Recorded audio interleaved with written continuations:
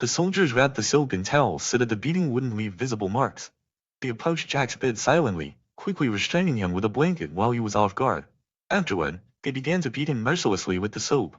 Despite Jack's pleas, his comrades showed no mercy, taking turns venting their frustration on him.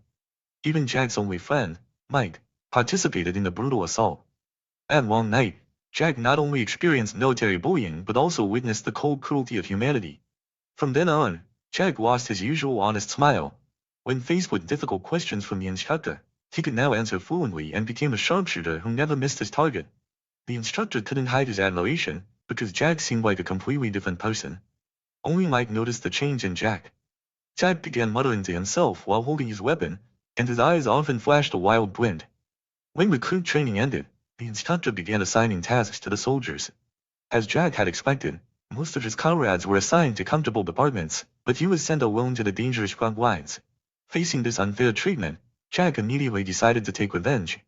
That night, while the soldiers were patrolling the dormitory, a strange noise suddenly came from the bathroom. When someone entered, they found Jack sitting on the toilet with a fierce look on his face. Mike was terrified. Jack was reloading and realizing something was wrong. Mike tried hard to stop him, but Jack, unwilling to obey orders, suddenly stood up, screaming and repeating the daily training movements. His loud screams immediately woke all his comrades. Even the instructor ran to the scene. As usual, the instructor entered the bathroom and began cursing.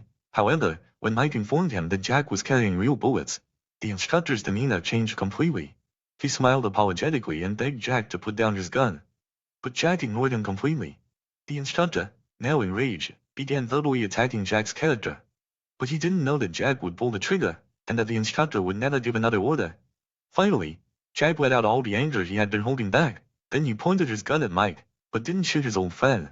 Instead, he sat back on the toilet and pointed the gun at himself.